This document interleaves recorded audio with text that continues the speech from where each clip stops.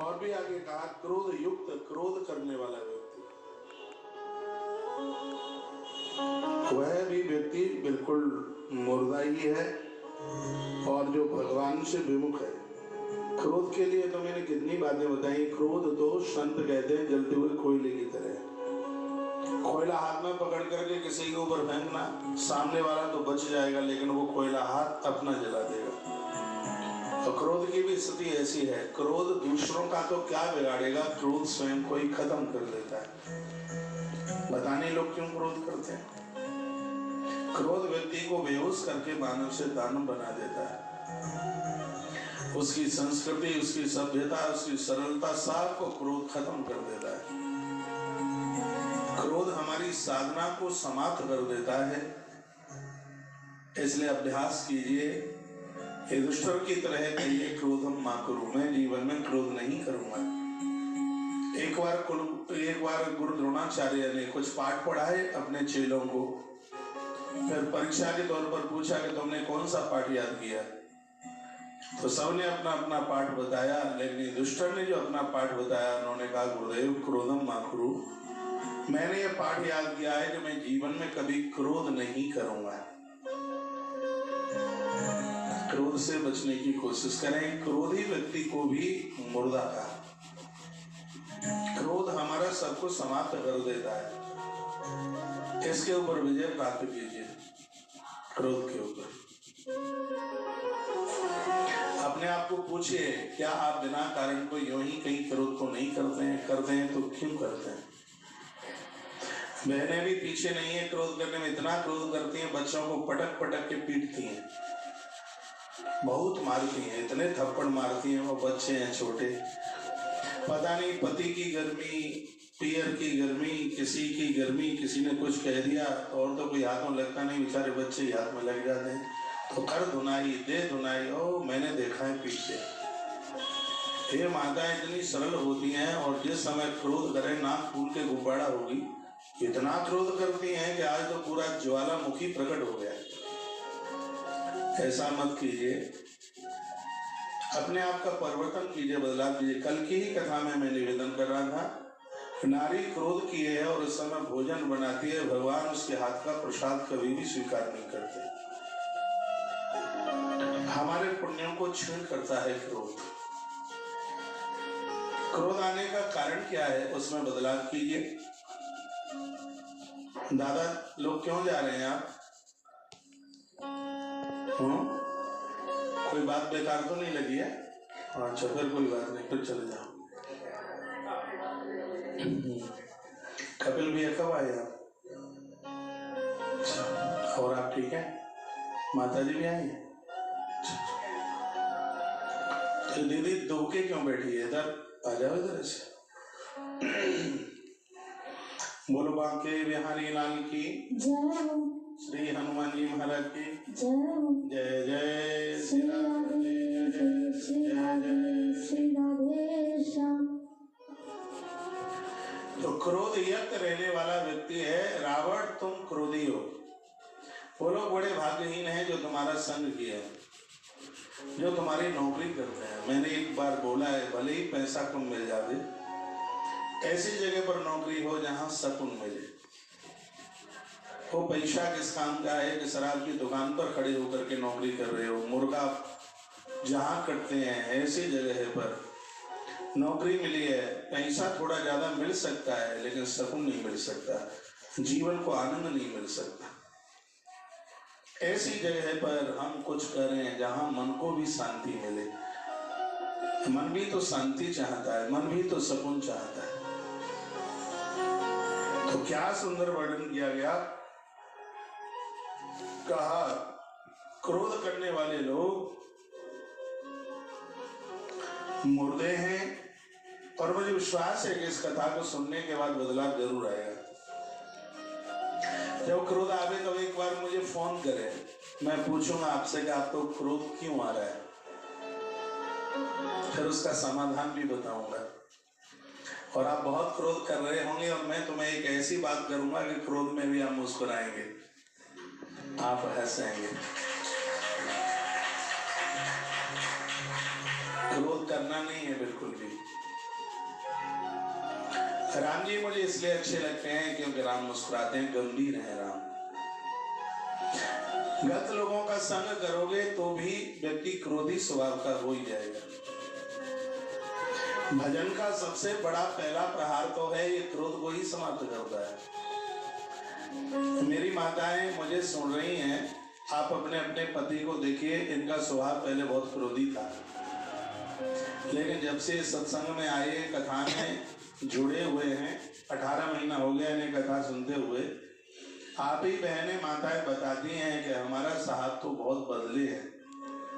जिस समय सरकारी दफ्तर में थे तो फुनुक फुनुक करके आते थे, लेकिन अब तो ऐसे हो गए बिल्कुल एकदम ठंडे हो गए। शीतल महाराज जी बहुत बहुत धन्यवाद आपके और आपकी कथाओं के लिए। जो हुआ सो हुआ, हमारा पति बदल गया। पहले तो संडे को घूमने घामने के लिए जाते थे,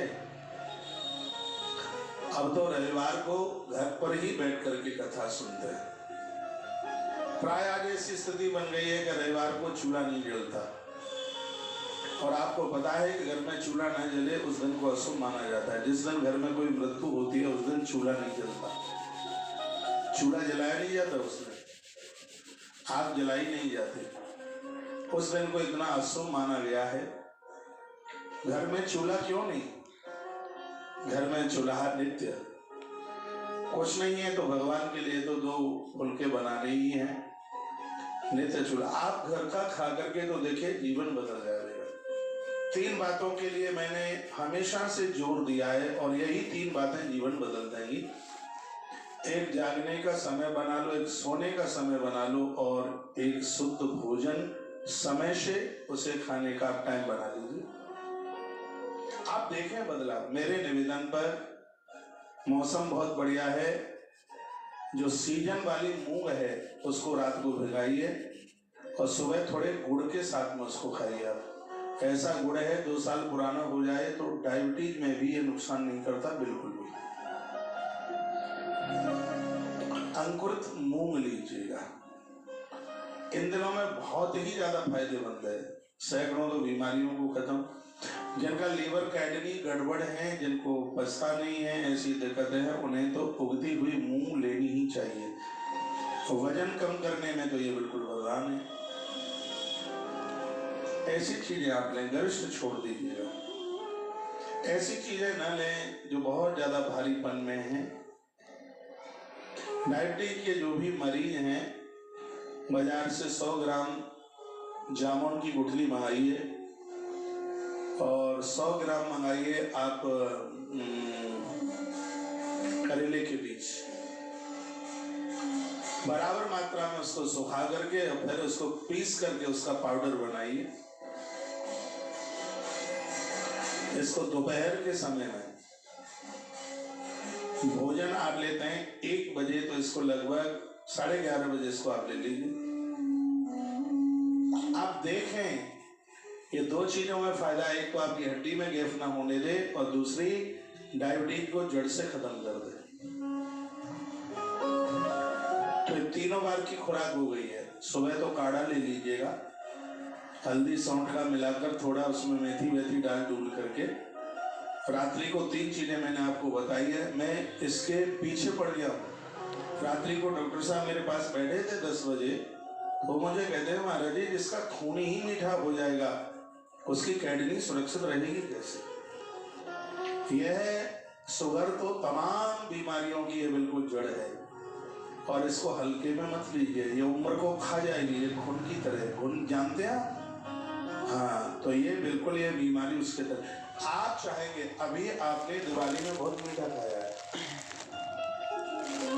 हाँ किलो खा गए होंगे 5 दिन में, माने ही नहीं होंगे चटोरी जी।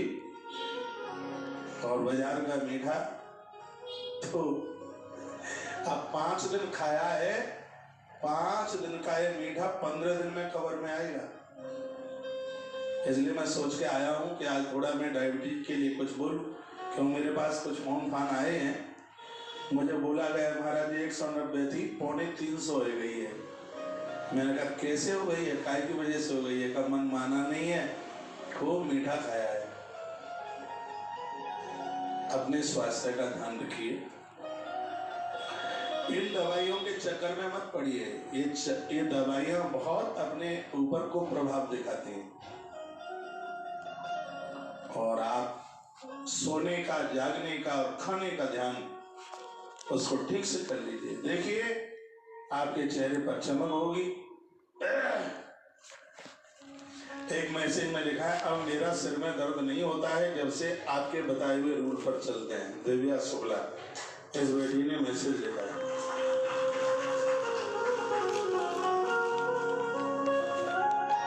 फुलवा के बिहारी लाल की जय, श्री हनुमान जी महाराज की जय जय जय जय।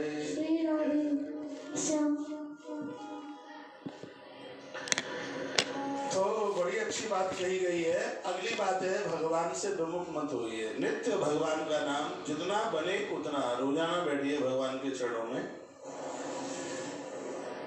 इसमें कोई ज्यादा टाइम नहीं लगता है।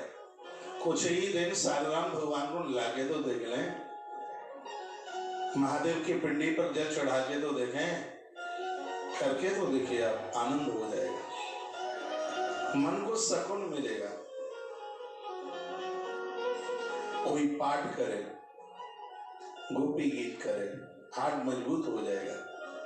राम रक्षा स्तोत्र करे, किसी का जादू टोना टोटका चलेगा ही नहीं। गजेंद्र मोक्ष करें, आपका पैसा बाजार में मारा ही नहीं जाएगा।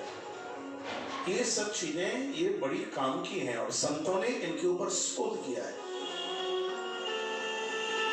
मनुष्य जीवन मिला है भगवान की कृपा से, देवता भी इस जीवन के लिए तरसते हैं। इस जिंदगी का आनंद ले लीजिए।